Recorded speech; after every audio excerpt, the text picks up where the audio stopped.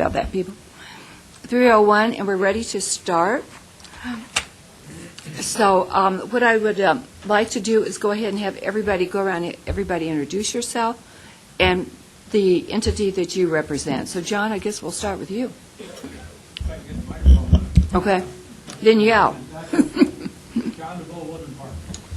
Warren Childers, Citizen at Large. Julie Ott, League of Women Voters. Adam Resner, El Paso County. Jim Moore, at large. Aubrey Day, at large. Bill Bowles, Park County. Ann Esch, Green Mountain Falls. Kim Muchler, Citizen at Large. Tim O'Donnell, Kono. Sharon Brown, City of Fountain. Jessica McMullen with the Pikes Peak Area Council of Governments. And I would just like to mention that Courtney Stone did notify, well, Tim, myself, and I think also you. She has asked for a leave of absence for a couple of months, some family situations and health and just normals. And so, obviously, I think that's fair. That's more than fair. But I just wanted to mention that. Okay.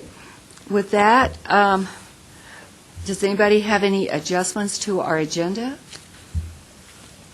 If not, I need to have approval to approve the agenda and move forward. Okay. Do you want just the so agenda or moved. the consent items? Well, I can take care of that. It's Julie Ott, and I move that we adopt the consent items as presented. Okay. Second. Okay. All in favor? Aye. Thank you very much. Okay, and what about the minutes for the last? All the consent items are done now. Oh, okay, so we're completely done, aren't we? Okay, sorry about that. Okay, so we are done. 2 is done. Okay, public comments. Welcome. Catherine Wenger, Transportation Planner, PPACG. Obviously, I'm not general public, but I just wanted to do a quick reminder that our 2045 draft chapter edits and comments are due this Friday to the email provided in the last memos, and that's just so that we can bring all the comments that we received back to you and then release it to the general public for their review as well. So thank you. Okay, well, I took care of that. Thank you very much. Appreciate that. Okay, action item, we need to move on to Jessica, Policy and Communication Manager. Jessica, you're on. So, thank you very much, Jessica McMullen. The nominating committee, consisting of Tim O'Donnell, Jim Moore, and Aubrey Day, met today to review the applications that had been received for the Citizen at Large position. I will mention that they reviewed 2 applications. A total of 5 had been received. 3 of those were passed on to El Paso County because of their 2 vacancies. We were encouraging them to fill those as a high priority because those have been vacant for a while. So today they met, they interviewed, and they will discuss their recommendation, whose resume was along the front door next to the agendas if you did not grab one. So if anybody would like to pick one up and they didn't get one, okay, guess not. Okay, Tim, can you go ahead and... Yeah, first of all, I'd like to thank the committee members. Did an excellent job of interviewing the candidates. And we only had 2 candidates for the at-large, but we talked to both of them and were very, very impressed with both. But we would like to put forward to the committee at large Andrew Redinger. He is a young man who was very articulate. He demonstrated a knowledge of the committee and what we do and his role, and we were very impressed with his ability to communicate and to participate and willingness to learn. Jim, Aubrey, if you have any comments, input? Go ahead, Aubrey. Yeah, I'll just echo what Tim said. Both good candidates, both great options, and it's exciting to see Andrew be eager about contributing to and learning from a committee like this and being more involved in bringing the citizen voice. One thing I would say is I got an impression from looking over his application of what to expect, and he rose well above that. He is just, the way I described him was he's articulate, thoughtful, has, I think, a maturity that's far beyond where I would have been at his age. And so I'm very comfortable with recommending that we add him to this austere body. So the vote by the committee was unanimous. We were all in support of Andrew, and we'd like to put forward a motion that he be accepted for the position of at-large opening in the committee. Could I just add a point? I think we recommend to the board. Okay. That the motion should be that we recommend to the board Andrew for appointment as member at large. Okay. And I'll second that motion, even though I wrote it. Thank you. Okay, then I think we're ready to vote. So, yes, go ahead, Julie. So when would his position be effective? Immediately? And so the expiration would be May or December? His appointment would begin after the board's approval at the August board meeting. So his first meeting with us would be at the end of August, and it would be the May deadline, because this was the May opening. Okay. Good question. And I believe he has to be approved by just the board, right? Not the- Well, the CAC must. Right. We missed. Right, but it's not like any other body, city council or anything like that. Okay, so, all in favor? Aye? Any opposed? Well, that worked out real well. Thank you very much. Okay. And I'd like to thank the committee. Thank you so much for taking this on. Really appreciate your effort and doing this. So thank you so much. And thank you, Tim, for chairing. Appreciate that. Okay. Sharon, could I ask a question before we leave the committee? Let me think. The Go subcommittee? ahead. Just for, we're going to talk in a few minutes about the bylaws. I was looking those over, and this committee apparently is the only standing committee, subcommittee of the CAC. That's the way I read it. And we're supposed to be dealing, I believe, Tim, with nominations for officers in the not-too-distant future. Mm-hmm. I mean, if you stand on your tiptoes and look, you can see it just over the horizon. So I just want everybody to be aware of that I think that's coming. Good point. Very good point. Okay. Well, let's go on with the information discussion and air quality. Do we have? Kempsey. She's lost. She's lost in the building somewhere. Okay, so we'll come back to that. That will work. Okay, let's go on down to B, which would be the bylaws, and you're up. Again, Jessica McMullen, your Policy and Communications Manager. So you all recommended some changes to your bylaws regarding membership, and during that conversation, the Board of Directors realized that across the board, the bylaws were in remarkably non-regular order. Some had everything in one order, some had things in another. And so the board wanted to clarify the structure and formatting of all of the bylaws.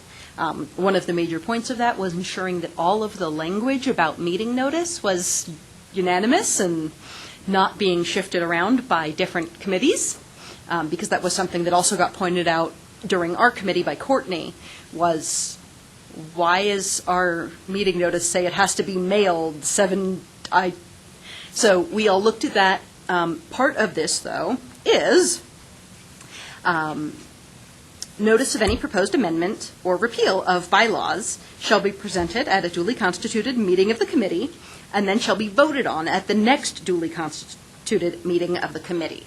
So the copy of the bylaws is preceded by the major changes overview. These are the changes that were made to the bylaws. They were made to every committee's bylaws, so that they were all put in a unanimous order, format, font, paragraph spacing, structure alignment. I wanted it to be easy for anyone to read any of our bylaws and find the data they needed quickly and easily. And that was what one of the goals of the Bylaws Committee was. So the version that you see in here is the version with those proposed changes. Because we have all looked at the bylaws so many, many times, and a red line version was illegible. There are so many places where it was a structure change, it was a font change, it was a paragraph change. The overview really does tell you what shifted. This will be going to the Board of Directors at the August meeting for the same purpose, letting them know, doing that duly constituted notice, so that a action item may be presented at the August CAC meeting and the September board meeting. Does anyone want more information, have questions? Okay. There's two versions in here. It's the second one, right? That's the updated. The one version. that starts on page 24? Okay. Is that right? Yep. Jessica? Okay. That's, okay. Yes. Owen. It was fairly easy to see that the structure or the sequence had changed significantly and easy to follow through. But what would be really, really helpful is when there is a change in the content, if that could be highlighted or in some fashion pointed out. I hate to admit it, but reading through every word of all the bylaws in both sections or both versions, I would fall asleep after about 4 or 5 pages, I think. So if that's a possibility, and are there changes in content? Because it looked like they were just moving paragraphs, complete paragraphs at a time. So The only content change is the phrasing of meeting notification. okay. And that was, it now says, written or printed notice stating the day, place, and hour of the meeting, and in case of a special meeting, shall be delivered not less than 24 hours, either personally, by electronic notification, or by mail. Great. The board bylaws had the electronic notification being permitted. None of the committee bylaws did, so we just made everything allow email because email tends to be a more frequent medium for immediate communication. Thank you. And that was the only change. Okay. Jim? There's a little inconsistency on that same page, 25, between Section 3, which talks about notification, and Section 5, notice of meeting.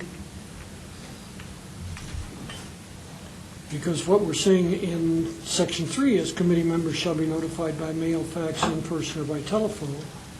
Thank you for catching But that. in Section 5, you do include electronic. Thank you for catching that. So that will be updated for the one that you will see next month. Okay? Okay. Yes, Julie? So just to double check, Jessica, there are no additions beyond that?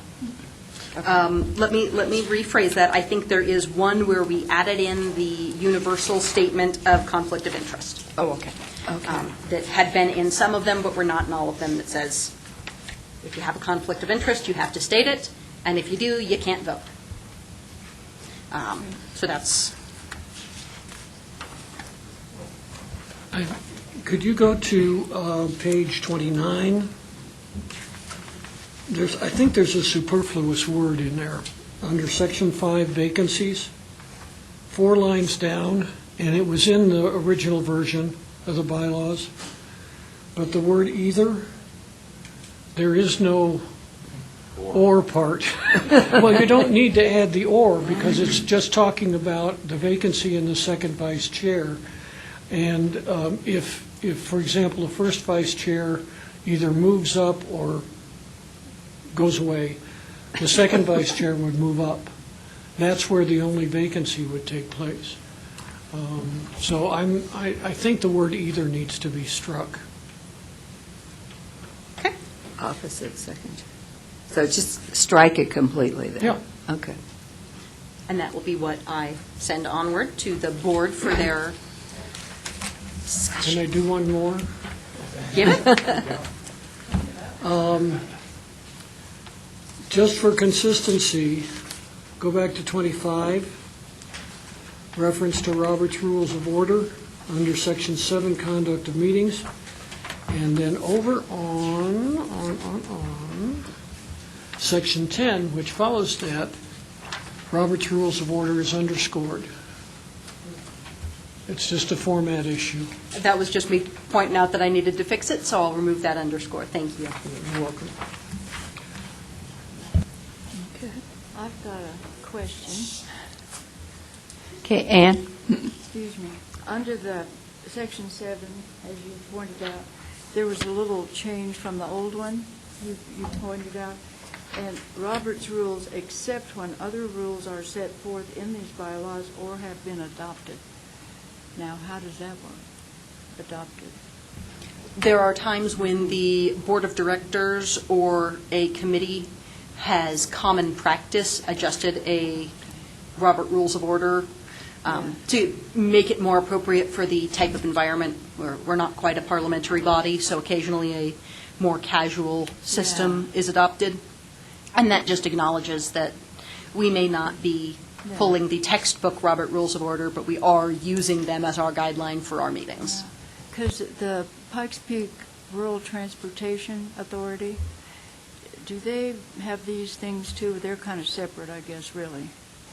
They are separate, and they were not involved in this. Because they're debating this ad nauseum. They do a much more intense following of Robert's rules. We have acknowledged that size of committee and purpose and point makes it not necessarily the most I like that. necessary to be adamant about the details. Good. Thank you.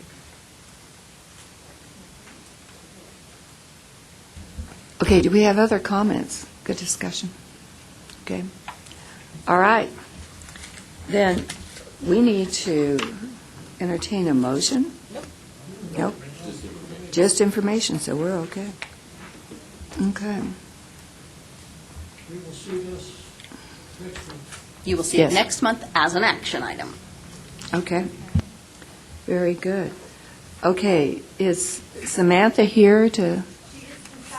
You found her. Excellent. Get her stuff so we can move on to the next item, and then we'll come back to her. That would be great. That would be great. Okay, the TIP policies and procedures, and that's Catherine. Thank you.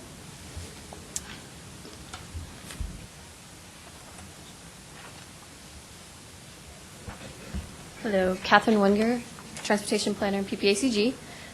So this is a memo regarding our TIP policies and procedures. Our TIP is our Transportation Improvement Program, the short-range plan that lists all of the projects that have been federally funded in the region for the next 4 years. And so every year or so, we go back through the policies and procedures and make sure they're up to date and that everyone still agrees on those. Being that me and John are kind of new to PPACG, we went through and did some more updates that we felt kind of helped clarify the procedures and the policies based on kind of our experiences and then different things we've been hearing that might need to be updated. And so in large part, the document didn't really change in content, but we did move things around and number them so that if you needed to recall, a certain policy, you would have something to reference that by. And so we did put numbers and list those. We did procedures on their own, and then we did policies on their own. So we separated those out. In the draft document, we also did include some new content and some new suggestions, and we worked with our TAC committee on clarifying those and making sure that the members that are actually going to be implementing these projects and working with CDOT and Federal Highway to make sure that they understand what they need to do, they understand what CDOT's going to do, and what PPACG is going to do. And so there's some clarification there. In the document, there's green wording and bolding that highlights the new areas that we've suggested and what TAC has approved for recommendation to CAC and the board. Major content changes that those encompass are we've suggested adding or creating an unscheduled list, which takes it from a 4-year document, which is fiscally constrained, which we keep that in place because that's the requirement, but we add on another 6 years of unscheduled, fiscally constrained that do not guarantee funding, so that we have an idea of what projects are coming down the pipeline. And this coincides with what CDOT's planning to do with their statewide transportation improvement program. They're planning on creating a 10-year STIP, and so we're coinciding with that as well, so that we're making sure that those line up. And so that was a suggestion that was brought up, was to add in those projects that aren't guaranteed but kind of help give us an idea of what's coming down. And then also a big one that kind of had a lot of back and forth was making sure we clarify what an amendment versus an administrative modification is. Sometimes I'll come to this committee with an amendment change, and that's a formal change that has to go through our committee processes, and it requires TAC, CAC, and board approval. An administrative modification will be something that just is something that the boards have said that PPACG staff can change and approve without coming to the committees. And those are typically small changes. But we needed to clarify what is a small change, what's a large change, what's significant, what's not. And so that's what a lot of that goes through as well. And so with that, I can answer any questions if you have any. This is just for information this month, and we plan to bring it back next month for formal requests for approval. Any questions for Catherine? Okay, Ann. I forgot to turn that. Oh, okay. Okay. Any other questions or not? Just one short question. What's the basis for small change versus big change? Is it primarily cost or what? It is cost is one.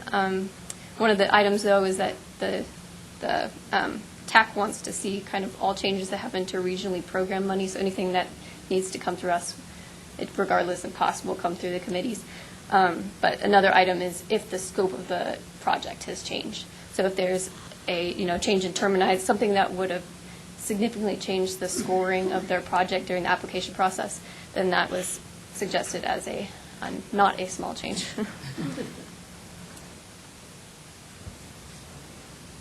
Yes. Sorry. Okay, Jim. Could you clarify a little bit about the new language for the unscheduled pool of projects? I was a little confused, and I assume that the Transportation Advisory Committee understands everything they put in there. But are those projects technically approved but not funded or specifically plugged into the schedule for whatever period of time you're working with at that time? Is that the deal? The kind of first thing you said, it'll put it in for 10 years. The first 4 is what we normally have now, and those will remain as fiscally constrained or financially supported, and we have kind of allocated funds to those. The remaining 6 years are not considered funded, but they're anticipated that we will fund them. They have been approved through the long-range transportation. All projects actually are approved through the long-range transportation plan, and then they bring in the ones that they feel are needed at the moment based on the application process and their processes through the different member entities. And so they bring that in from the long-range plan, and so they're going to prioritize them in years 5 through 10, but they're not going to be guaranteed. What's the source of the funding? What is the source of the funding projections? I assume that it's all of the resources that are out there, but it's coming from somewhere. Can you elaborate on that a little bit? Yes. Annually, we get a programming allocation from CDOT that comes from the Fed, so it's a can't think of the word right now. Portion, yes. They do it by a formula. That's the word I was looking for. They have a formula that breaks down what each region gets. And so we base it on the current allocation, and typically there's a small percentage increase each year, or sometimes we keep it as flat because it's not always guaranteed that we'll get that increase. And so we do base it on the current years and the previous money that we've gotten and that we can see is foreseeable or reasonably foreseeable. And that's how we come to our long-range plan as well, as we do that and then we count for inflation.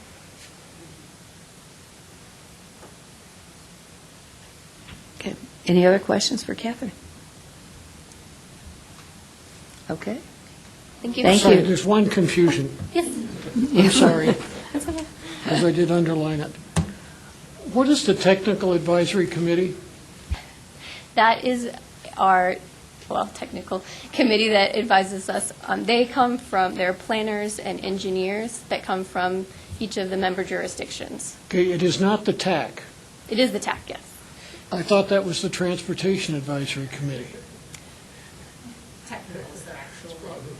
Pardon? It is technical, right?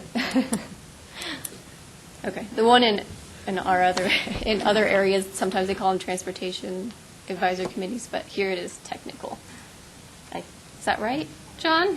So it's the same committee? I have to look at the bylaws to double check, and I don't have them on me. Okay. We use transportation and technical almost interchangeably. Yeah, but it is the TAC. What does it say on their T-shirts? I believe it says, I went to PPACG and all I got was a stinking.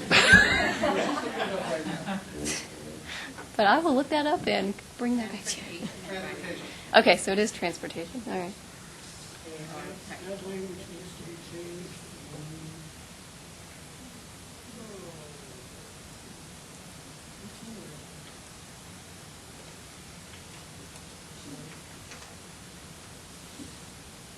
We'll do a search and destroy change. I'm sure we've done it more than one location. PO 9.3? Awesome. Thank you. Miss those things. Okay. Further questions? Oh, good. Thank you. Thank you, Jim. All right, so Samantha.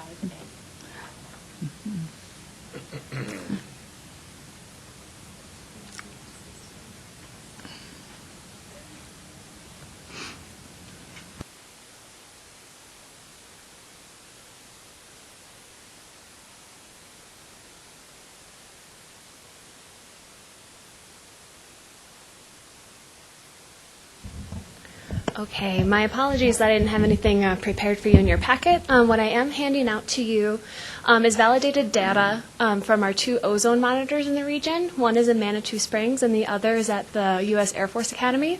Both monitors are owned by the Colorado Department of Public Health and Environment. So they're the ones that monitor the monitors as well as validate the data. So this data is available online, but it's not corrected. So the spreadsheet that I have for you right here is corrected data from PHE up until June 30th. We have not been in exceedance over EPA standard yet this summer, which is great.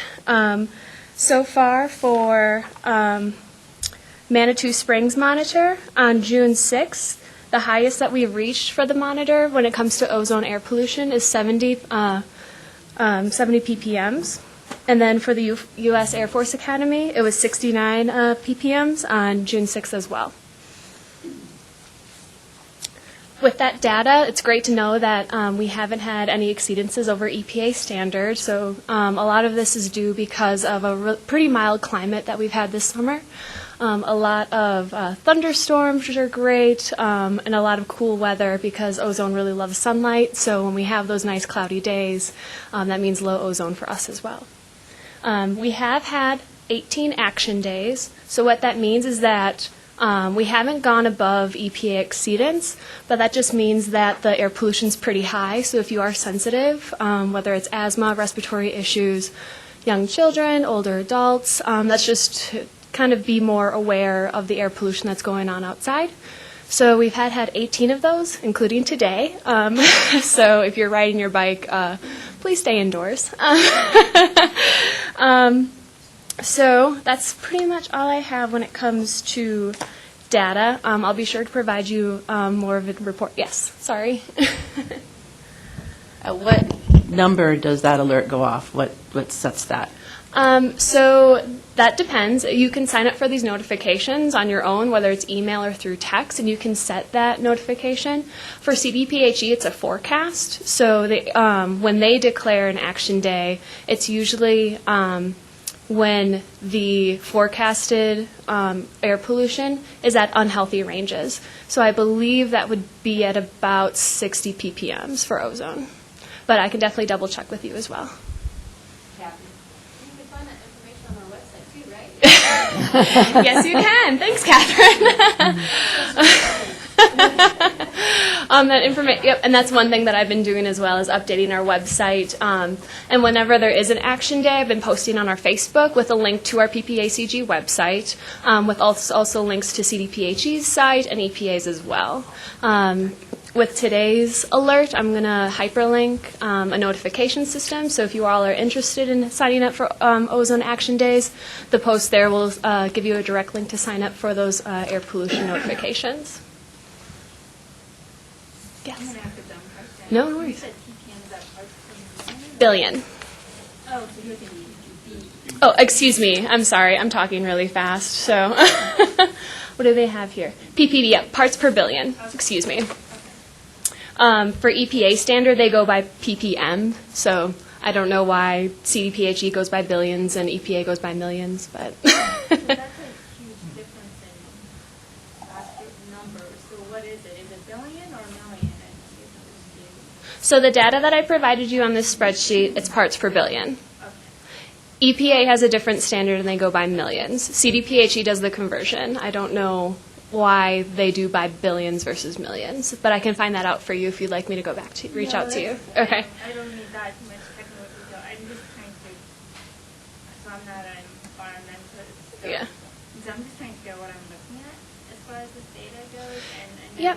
I see that your notes say anything that's highlighted in yellow are items that are 7 ppb for 8-hour standard. Yep. And then, can you just help me understand? Yeah, totally. And I'm sorry, like I said, I'm a little unprepared today, and I promise that won't happen in the future. So when it comes to EPA standard for ozone, they do an 8-hour rolling average based on the 4th highest ozone air pollution measurement within the last 3 years.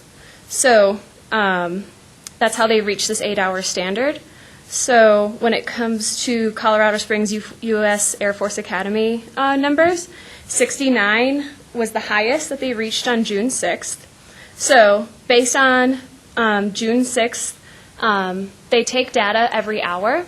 So then they take an 8-hour average of the highest numbers from that day. So from June 6th, with each hourly data, they averaged it out to 69 parts per billion. Does that make sense? Okay. Any other questions? I'm not super technical, but I'll try to answer as best as I can. Oh, okay. Go ahead, John. Go ahead, John. Is it tied in any way to vehicle emissions? That is a factor. Air quality is pretty complex, so they can't find direct sources. What they do measure is a lot of meteorologist data, so looking at weather patterns and looking at wind to see if wind is pushing in ozone into Colorado Springs. Also, they can do models, but that takes a little bit of time, and that modeling can determine specific sources. I do know from CDPHE, the highest source in Colorado Springs is actually naturally occurring, so it is weather-related, but the second is highway transportation.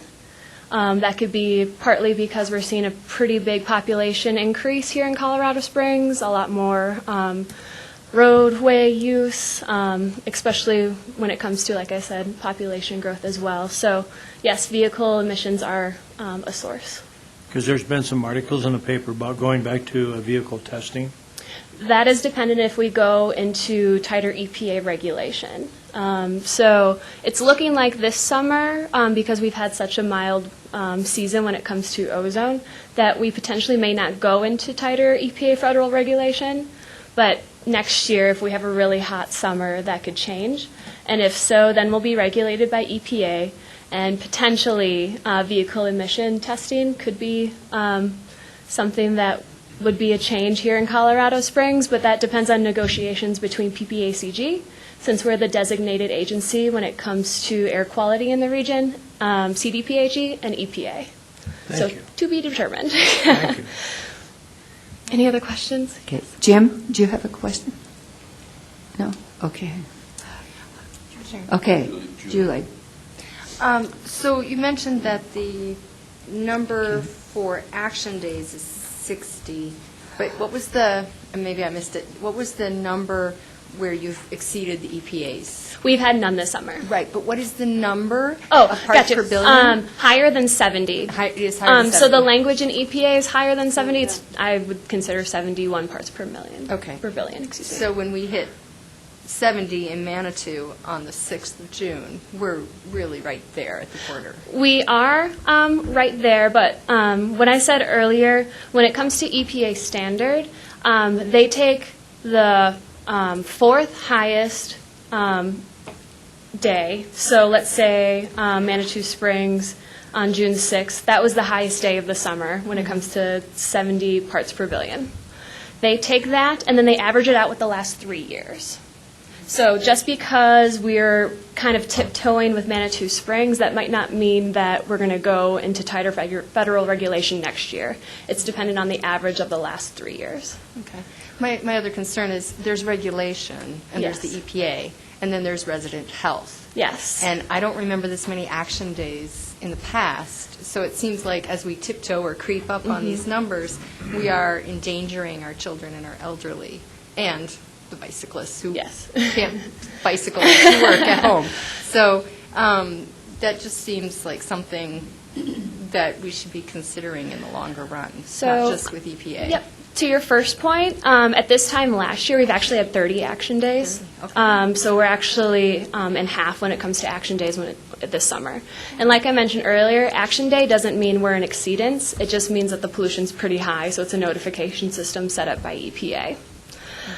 We do have El Paso County Health representatives on our Air Quality Technical Committee board. Marla Lucky, she's great. I've been talking to her a lot because I came from the public health sector, so that's also an important factor when it comes to environmental work as well. One thing that this can kind of go into my next segment, I am planning to revitalize the Air Quality Technical Committee. They've been kind of hodgepodge together, and they are great, but I do want to make them more effective, including more education and outreach, working with our public health sectors, our school districts, government representatives, so we do get the word out more when it comes to that public health side of environmental health. I appreciate that. Thank you. Yeah, no problem. Okay, Anne? Just a question. Is your name Samantha? Yes. Good. I'm sorry, did I not introduce myself? I'm hard of hearing. I do have my hearing aids on, but sometimes I don't hear. But I just wanted to mention, too, the location, temperature inversions, all those things that have happened. I came from North Carolina. We lived there 50 years. We were from here. But I remember them talking, we don't get those temperature inversions like they might back there or in a huge populated area like Denver, where there's nowhere, everything gets crushed down, let's put it that way. And I remember when they started all this testing. That was back in the late 60s, I believe. Yep. The Clean Air Act came out in 1972, so around that time. Right in that area. Yep. And I remember them putting up monitors around, to check, and that's good. Yeah. Okay. It's good work. Absolutely. And what's great is that we have a lot of public involvement, as you've seen in the articles that came out recently. I think I've worked here for 2 months, and I've already been in 4 or 5 news articles, which is great. Definitely getting the word out there when it comes to ozone reduction. And I'm hoping that better work will come out of it going forward. Like I said, I've only been here for 2 months, so I have some good ideas coming forward. Tim? You mentioned that most of the ozone occurrence is natural, and then the second is the pollution, cars. And Yes. If you drew a pie chart, what's the split there?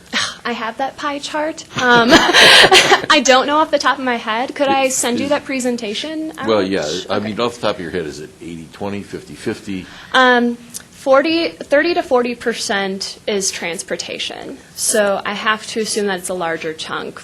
I'm going to guess 80%, but I can get you that numbers after I'm done presenting right now. 80% is the natural occurrence. Yes. So wildfires, smoke from naturally occurring wildfires, or obviously human-made wildfires. Plants produce ozone, very little, but given that Colorado is pretty plant heavy when it comes to the state geology. That's pretty naturally occurring as well. Okay. Yep. Yes. Do you also meet with the Water Quality Management Committee? Yes, so my position is 50% air, 50% water. Okay. Good stuff, yeah.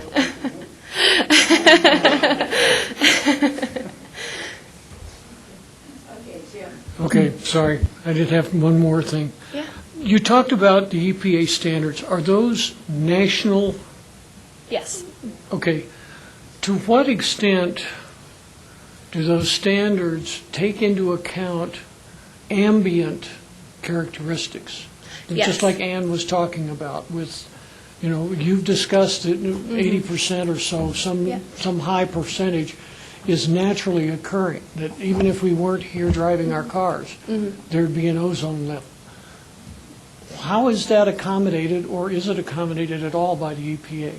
EPA does accommodate it. They work with CDPHD because they are the owners of the air quality monitors and the data that is provided you today.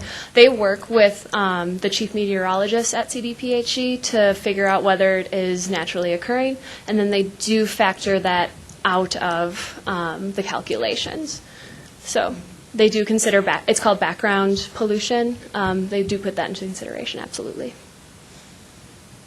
That EPA trigger point for an action day, has that been pretty much the same over the last couple of decades, or has it gone up or gone down based on the EPA's setting of that? Good question. I do know that we've had less ozone action days this year compared to last year, actually by half. At this time last year, we've had 30. So far, including today, we've had 18 action days.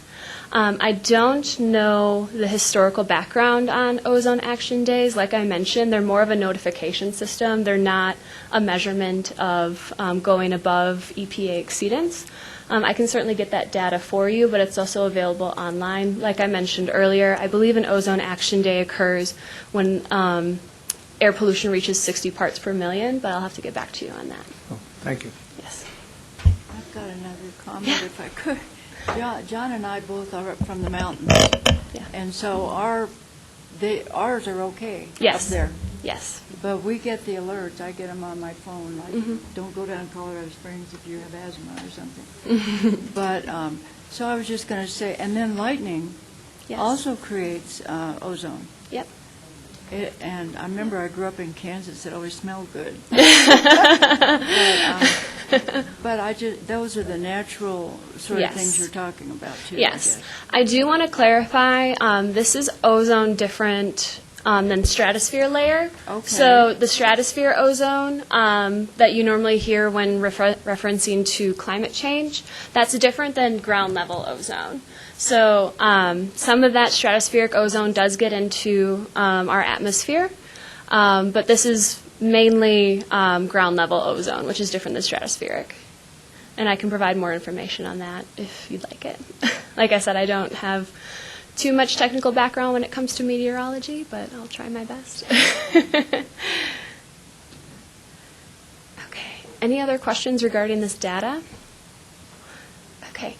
One more thing I wanted to touch on that I just mentioned briefly, planning efforts. I have been doing a lot of education and outreach with our local news reporters and local meteorologists with the help of Jess and Jenny Phillips.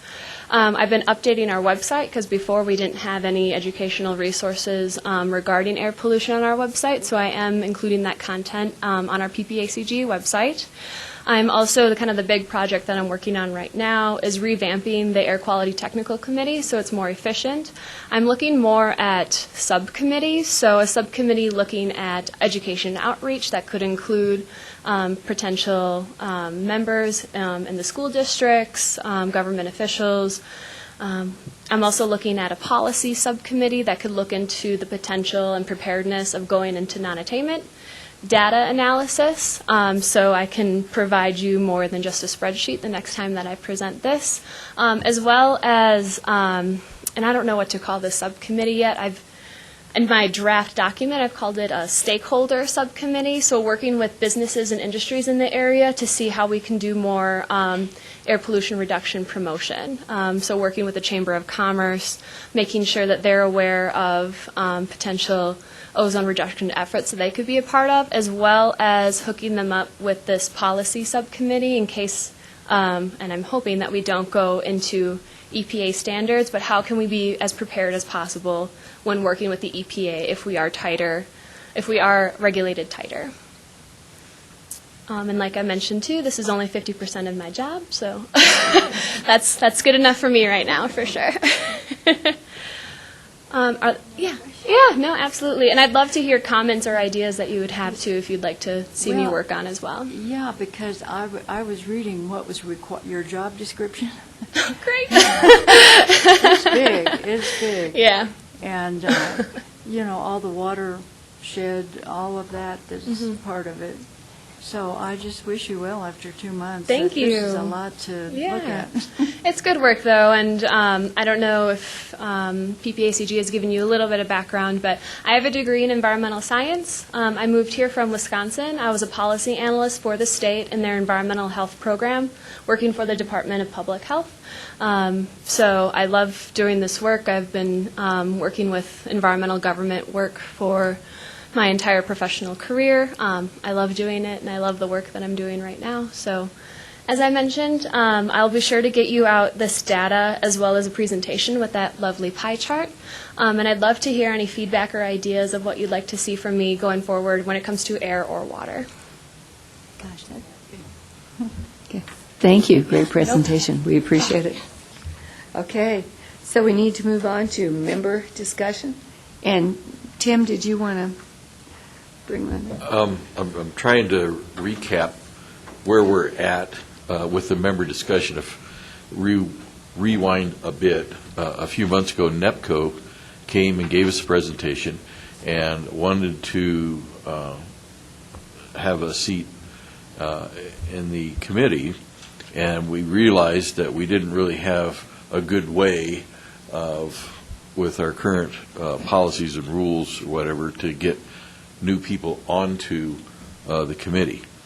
So I think we had agreed that the new rules were that you would have, to do an interview of some kind, you'd be there for 3 years, and even Kono would have to, after a time period, reapply and justify their existence, so to speak, on the committee instead of having just a standing seat.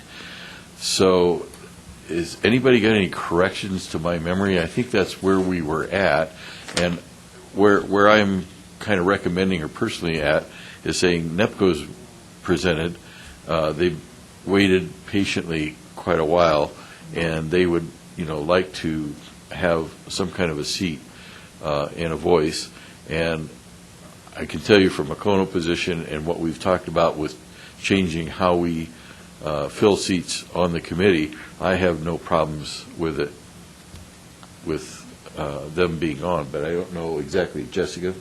I am going to chime in. We did send to the board the recommendation that NEPCO be added as a membership seat to the PPACG CAC. That item was asked to be held off. The CAC did vote to approve NEPCO's membership and to ask the board to approve it. It was held off while we finished our bylaws discussion and defined what that language should be. All right. So do we have? Will it be this month? So the bylaws discussion, what's the status of that, I guess? So that bylaws amendment was made in May. So that is the one you'll notice that was our most recent amendment before the ones that we're discussing here. And so part of the reason that this needs to get brought up is before we bring it to the board, we wanted to make sure that the CAC members did not want to have another discussion on it, or to see if there was any member input on bringing that back to the board and letting them actually vote on the CAC recommendation. Well, I think the big thing is we need to be sure that we're all in agreement with the bylaw changes. That was already done. That's already done. Yeah, so this is just about NEPCO's. This is just about NEPCO. Okay. Okay. So, So where are we on NEPCO? I'm still a little confused by the board approving NEPCO, but also holding off because we want to do the bylaws. Is NEPCO having to go through the process that, as I remember, our bylaws was asking everyone to interview and justify their membership, a seat here? But then I know we maybe rushed the situation a little bit and recommended NEPCO joining. So where are we on that? We, as the CAC, did approve NEPCO as a seat before we made the bylaws change. So we, as the CAC, said, yes, NEPCO can have a seat, and sent that to the board and said, yes, can you please appoint NEPCO, while we were having the bylaws discussion simultaneously. So we, as the CAC, approved them. The board was not given the chance to approve them because we had discussed with the board that we'd kind of like to have that bylaws conversation finalized first, because there was continued conversation about that. So there is a question of the CAC has approved it and has sent it to the board, but that bylaws process that has now been established has not been followed. So how would you like to deal with it? So I think what we need to address is which comes first, basically. We have to decide, are we going to retroactively implement the bylaws before, to kind of undo what we already approved for the NEPCO. So that's kind of the situation, because we basically said, yes, you can be on the board, and then I changed my mind, go, you know what, I have second thoughts, there's new rules I want to make up or change, and now I need you to follow this new rules that did not exist when I already said you could join the board. So that's kind of the predicament that we are in, and I do believe that we do need to handle it in a professional and ethical manner.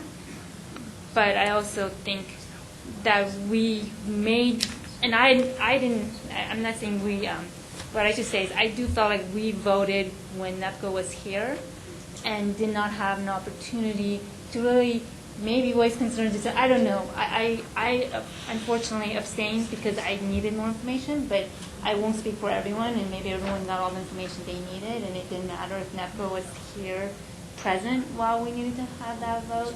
So I think that's something, as a board, we need to think about carefully and how we want to go forward. Okay, Aubrey. Not to muddy the discussion, but what then also happens with the existing organization's seats? I think that's sort of related to it also, right? So once this new sort of 5-organization bylaw goes into effect, do we start from scratch? And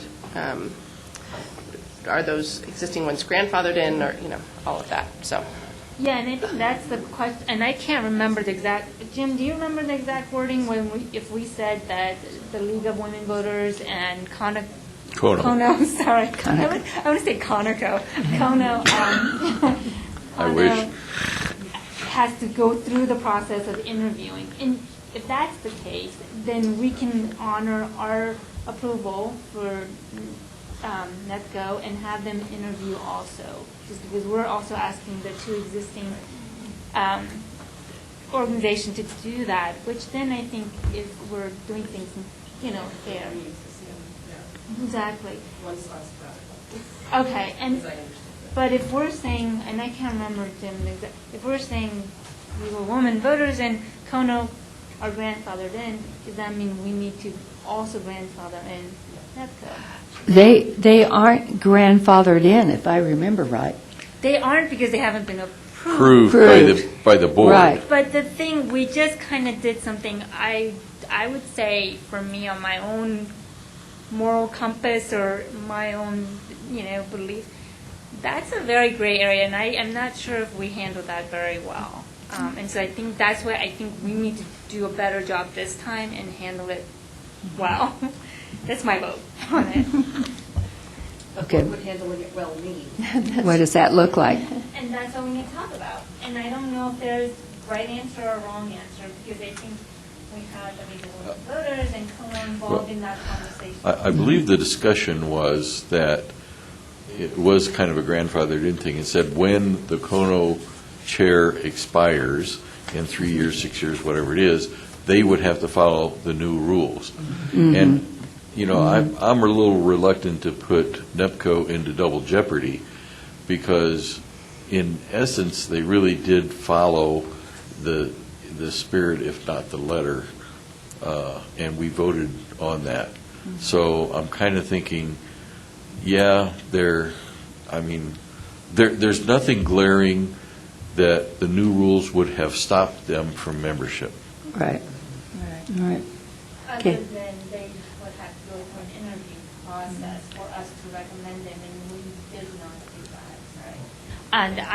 And I, you know, they did everything they thought they needed to do because there was no procedure in place. We all did what we thought we needed to do because there's no procedure in place.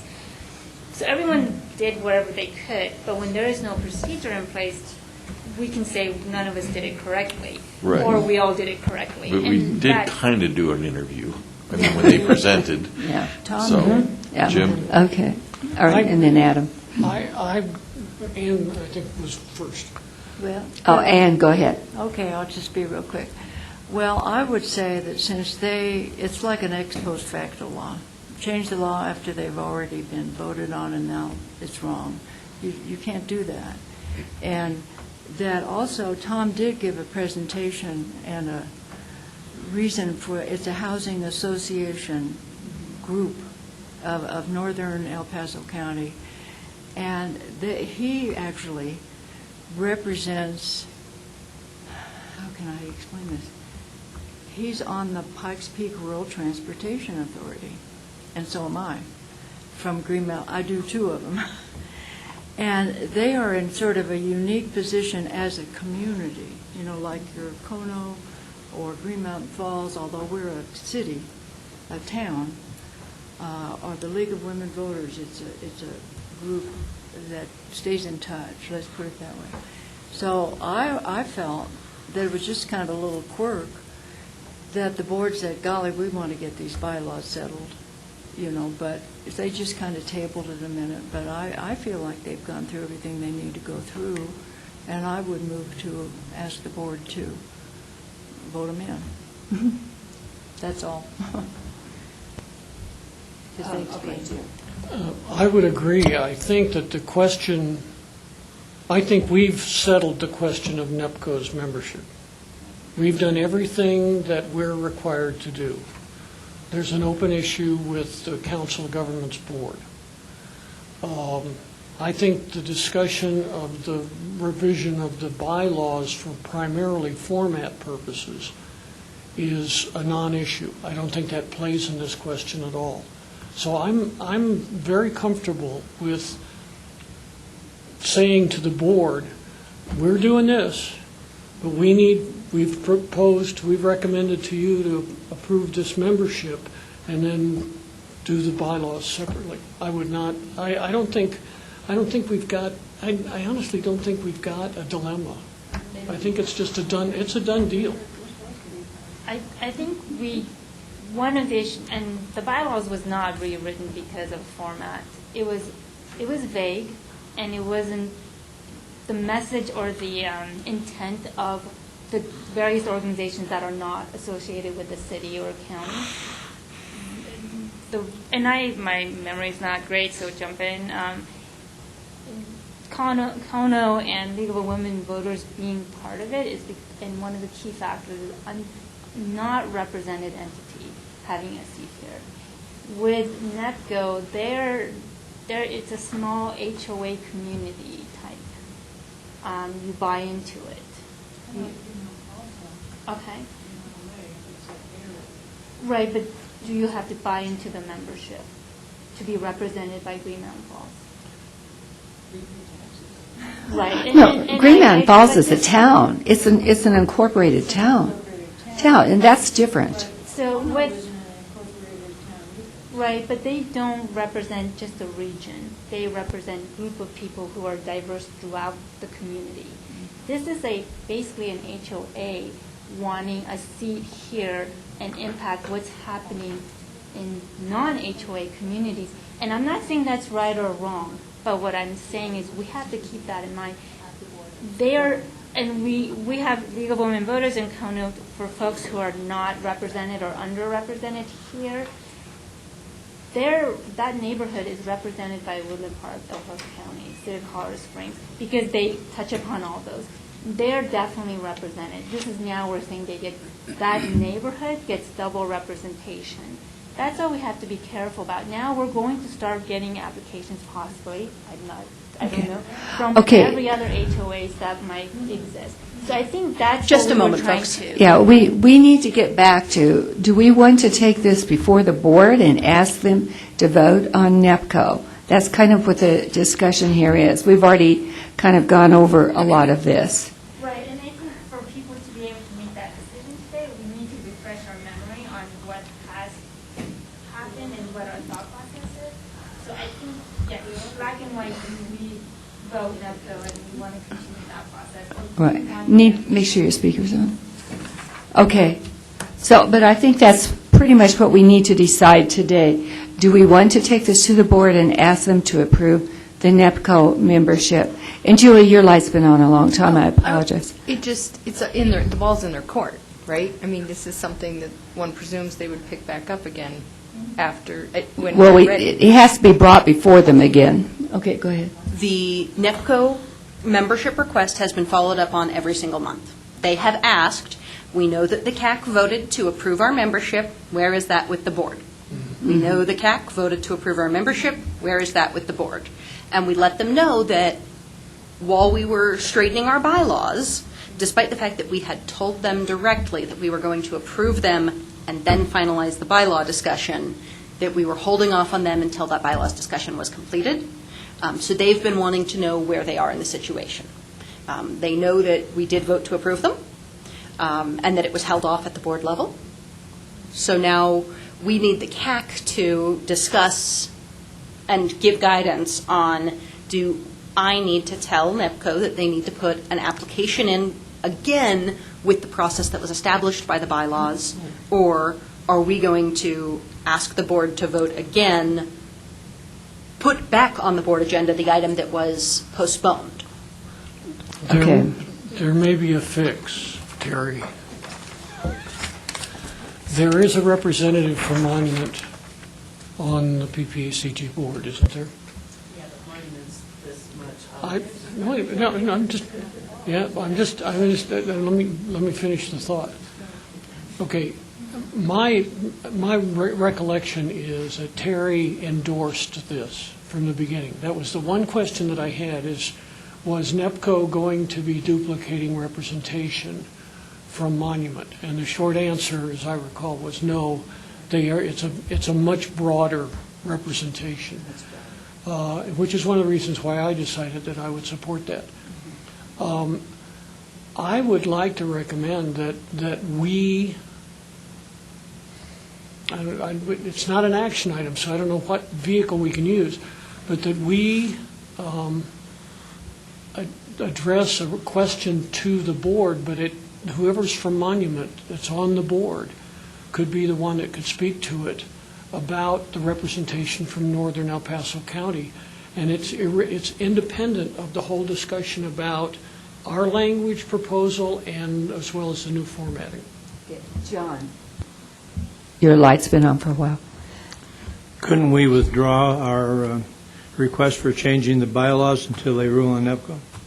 So real quick, our bylaws change was completed in May. That bylaws change is done. The one that I updated you on today is a formatting change. It is nothing other than putting things in the correct order and clarifying. From what I hear you saying, they don't want to vote on it. No, Can we find out why? They were asked to hold off until the bylaws discussion was complete. Can we say don't do that anymore? Back in May, at the May board meeting, they had on their agenda 2 items relating to the CAC. They had approved NEPCO's seat on the board and approved the bylaws amendment. At that time, the board requested that we finish our bylaws change first and then bring the NEPCO membership to them. They just didn't want the discussion to be simultaneous. They wanted to make sure that we had defined what we wanted from new members. So how do we do that? So if you guys right now are, because this isn't an action item, if the member discussion says we've still got conflict, we've still got questions, it'll come back as an action item to all of us next month to make an actual voting discussion to the board. If this member discussion kind of says, we already voted on it, we've had this discussion, and I get kind of an informal head nod, then it will go forth back to the board. Well, it'll be in 2 weeks, when the board meets again. Are Okay, you yes. looking for an informal head nod? Is there bylaws say that Kono and League of Women Voters, and I think it's the chamber, they have to apply and interview for their seat, is that correct? When our term expires. When the term expires. Is that what we said? So you all are grandfathered in? currently? Yes. They have their current seats until the Okay. end of their terms. Yes. Okay. So then we have to let NEPCO in, and then in 3 years they interview. Yes. It seems like that's what we have to do. But then we can argue that the bylaw became in effect before the board voted on it, so they never were grandfathered in the first place, so we can ask NEPCO to go through the application process? So the question we're asking is, do you want to ask that question? Does the CAC wish to ask itself that question and bring it as an action item next month? Or, so this is kind of a, hey, please raise your hand if this needs to come up as an action item. Or raise your hand if the CAC voted, we should push it to the board and get this completed. Yeah, first, which one do you want first? Okay. And it's not a vote, because this isn't an action item. And- This is you informing a staff member based on discussion. Real quick before. Yes. One more Aubrey. element to, kind of consider as part of the discussion is, does everyone feel completely comfortable with what a community-based organization is? And I think so, yeah. I'm getting vagues from over here, and so does that need to be clarified at all? Well, I think we've already kind of gone through this. I would prefer to go ahead and first, your first. Well, we need to have it restated, because we had two things come up. And, the first one that you brought up. So I'm going to kind of respond to that.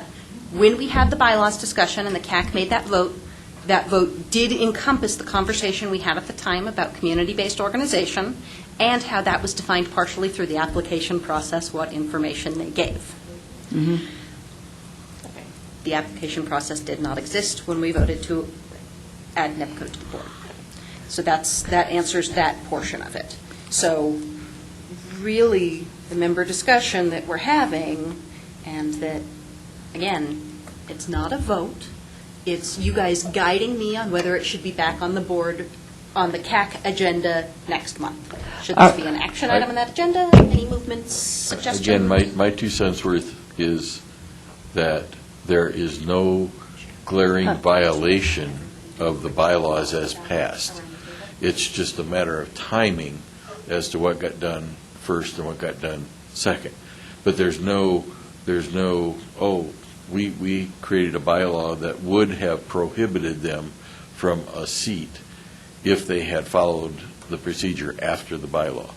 So they presented, we had the discussion, we approved them, we pushed it up toward the board. Then, kind of like Jim said, there was a separate discussion. Said, we realized we didn't really have a good formal way of doing this, so we created the bylaws to make that happen. But it's kind of separate things. But to preserve the integrity of the committee itself, I would suggest that we almost, that we go forward and just recommend that the board, now that we have the bylaws and we've already passed NEPCO, that both those things be considered, because that was their only thing. They just wanted bylaws. We've done that now.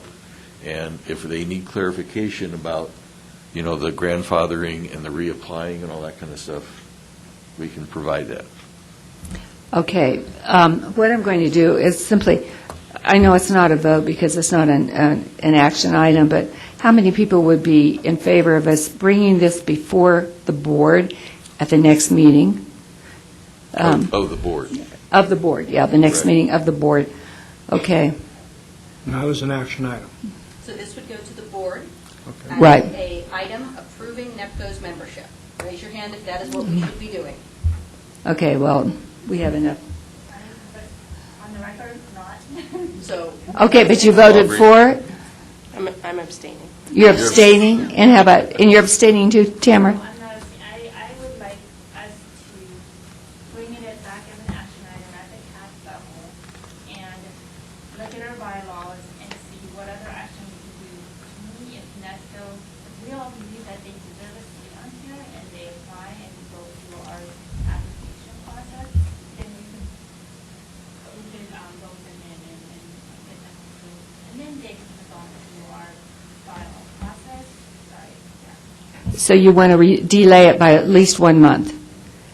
I don't want to delay it, I just want to address it and talk about it at our next meeting. If that means saying it, unfortunately, yes. But if you want to talk about it tomorrow, then I will have to do that. So it's not that I want to delay them a month, that's not my. Well, you had a majority to move it forward. Yes. So this is a moment where a member can say, hey, can we please put it on our agenda for the next month? And the member and the chair would have to have that discussion. But, well, and it's one of those issues, it is one of those issues that has become complicated because there are so many facets of this. The CAC did vote for the membership and did vote to approve it. So we did put them through the application process as it existed then. But we have changed the application process since, which means that does the NEPCO application need to go through the nominations committee with an application review rather than the presentation to the board, which would mean that the nominations committee of Aubrey, Jim, and Tim would review that application and make a suggestion to the board because they are our nominating committee.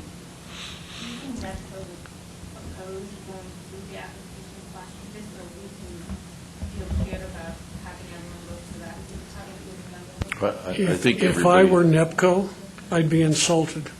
Yeah, it'd be like, I you have a mean, driver's because then it license, but we becomes a- changed the requirements for driver's license, so you got to take a test again. No, I understand. I get that. I'm just asking the question of, is that something they would be open to? Because anything is pretty easy, right? There's no. Well, it was, the lack of bylaws was our deficiency, not theirs. Yeah. Okay, Aubrey, I'm sorry, you've waited a long time. No, that's okay. Just real quickly, am I remembering incorrectly that their coming forward is what triggered the bylaw? Okay. so Yes. That's an important part of it. It's not just a timing thing. It No. actually triggered the bylaw change. So that's different than it just being a weird timing issue, just for consideration. And I'm going to devil's advocate again, and hoping that this does not drag what was looking like a very short meeting on much longer. The NEPCO membership was not a unanimous vote by the CAC. I don't know if you guys remember that, but we did have some, obviously, that was a long and intense discussion, much like this has been. So that's why I did not just automatically follow up and push it forward. But we did have a consensus show of hands. So we're kind of beating a dead horse here. We did vote to give them membership, and I'm just ensuring that the CAC, as a committee, does not wish to bring that, to ask them to do the application process through the nominations committee. John. Can I go on to another question? During that same meeting, we talked about the Chamber of Commerce's regional membership that they asked to be put in some kind of abeyance, and we said, we're going to change that. They can't come up with some chamber somewhere within the whole area around here to come to one meeting? What did we ever do with that? That was voted on by our group and sent to you guys. What the Bylaws Committee and what the CAC approved was that those who wish to be members must reapply at the end of their term. Because the Regional Business Alliance, previously known as the now known as the Chamber and EDC, does not currently have a term limit because they do not have a member and have requested that they not actively have a member. They have asked to... So they're no longer part of the group? Until they want to be. Thank you. That was my question. Okay. Aubrey, go ahead. Oh, you didn't mind. All right. As I understand it, we have, not unanimously, but certainly majority have asked that it be presented to the board next month, that NEPCO be asked to join us, and they have made that request. That's Good. my understanding as well. That's good. And I appreciate all of your comments. I agree, but we kind of need to move on, I think, with this. Aubrey? Yeah, just real quick, per sort of standard procedure, the discussion, like Tamara's bringing up of a request for additional conversation will be brought forth to the board, right? They'll see that that happened. Okay, thank you. Right. Right. How does that work? Do you present that to the board or NEPCO? I will present it to the board. Okay. It will go as a CAC recommendation, and there will be discussion both about the initial vote, initial process, and this discussion. Okay. Just so that they've got a clear picture, so that they can choose whether they would like to refer the item back to the CAC or vote upon it.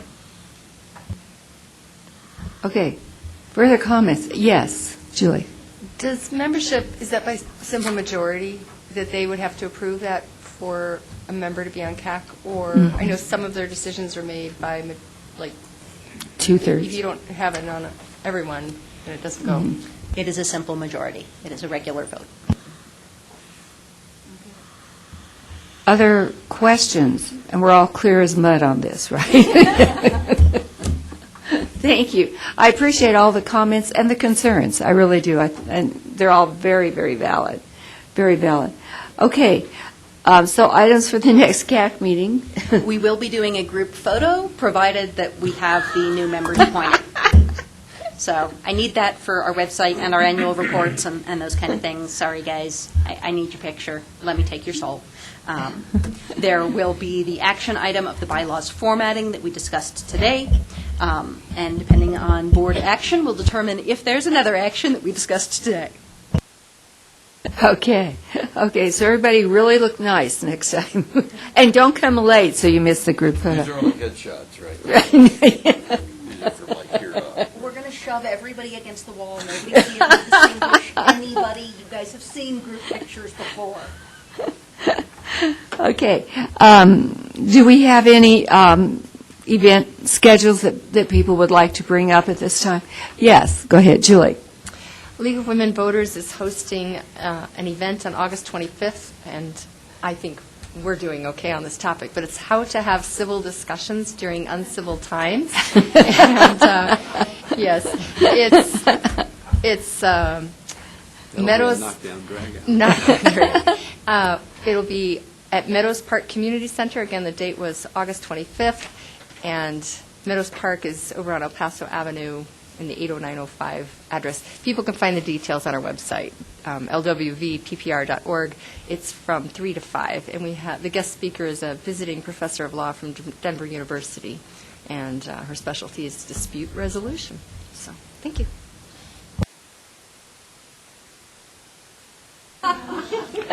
Maybe we should send a special invitation. Yes, Bill. Okay. This weekend is Hartsville Days. If anybody wants to make a trip out west, it's beautiful weather. Pancakes at the fire station Saturday morning, and then all kinds of activities Saturday and Sunday. And it's also close to the 11-mile reservoir for fishermen. Okay, thank you. I was just through that area just a couple of days ago. So, yes, Ann. Okay. This is a little bit premature. I might, if it is, you can tell me, but Green Mountain Falls is doing a forest health project. Wildfire mitigation work will begin September 10th on the Wallace Reserve off of Mountain Avenue. The trails will be temporarily closed in Green Mountain Falls, and please avoid these areas. I think this is really great because the work it's a coalition sponsored by the Coalition for the Upper South Platte, Colorado State Forest Service, Springs Utilities, and Green Mountain Falls, because wildfire is such a danger to us up in there. And property owners, I thought this was really great. Property owners in our little town may request property assessment and fire mitigation recommendations, and cost share may be available for mitigation work on private property. Now, I think that's a wonderful thing, and I can tell you more. I can give this postcard to Jessica if she wants to put it in an email or anything, but just as an idea, like we're trying to do even in the PPACG, to get together and solve things. I know it's happening, and sometimes we don't know about it, and because you used to work for the utilities, and that's the other thing. We're applying for a grant. It's National Emergency. I wish I knew, but it's another one it's for flood control. Another one, and this is just our little town, but we get a lot of help from the PPACG and the PPRTA with technical advice. The other thing was, let me think, what was it? Oh, jeepers. But it was along that line, I know what it was, getting the federal government and the state to work together, because half of the mountain behind Green Mountain Falls is federal land, and we couldn't go in there and do anything. So, and Chipeta's in that boat, a lot of us are. Well, National Forest Service land. Absolutely. Yeah. And the Colorado Forest Service has been offering assessments of individual properties to homeowners ever since the Waldo fire. Yeah. So that's always been the case. I'm glad that they're, making more information available, and hopefully that'll get more people to look at that. Thank you, Orrin, because, and it's hard, and that's private property, and people love their trees, but if you want to live there, you're going to have to do something about it. So I can tell you more maybe later, but I just thought that was just a wonderful local coalition. And we meet one more time before that September 10th date, so we could all bring more information in if you have it next month at our meeting. And some people will be surprised, and it's just one area, the Thomas Trail, that part, but that's a beginning. Because we have a lot of dead trees up there. Yeah. If they catch on fire, you pass as a chimney.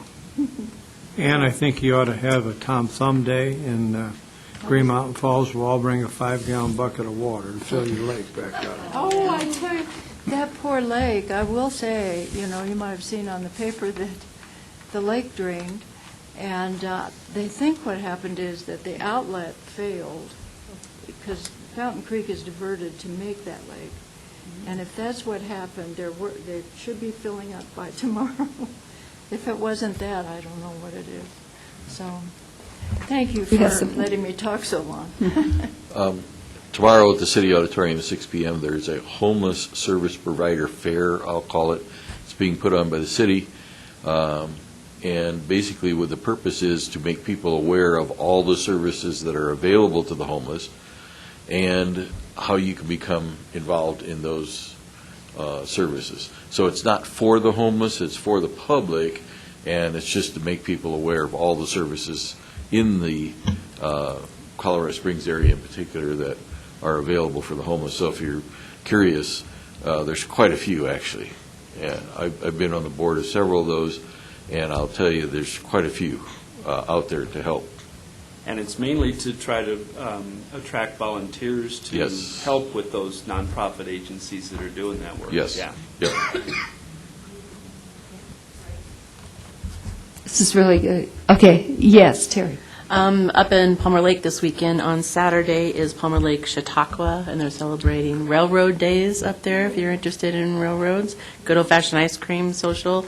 And then on Sunday, Downtown Monument Tri-Lakes Cruisers Benefit Car Show. It's probably one of the best varieties of cars I've ever seen. Takes over many streets of Downtown Monument, and it's just kind of fun to wander through and take a look at them.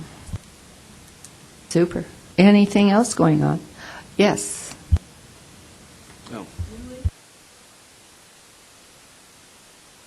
I'll ask real quick, Tim, is that information is about the homeless, event, the event to help the homeless, is that on Facebook at all? Because I'm going to share that to the league page. It should be on the city's site, because Andy Phelps is putting it on. I mean, they're sponsoring it. Thank But you. it's at 6 p.m. at the City Auditorium. All right. It was in the paper. Yeah, it's in the Is paper, that- too. Right. I'll get it shared. Thank you. Anybody else? Okay, then we have, looks like about 4:27, and we are adjourned. Thank you.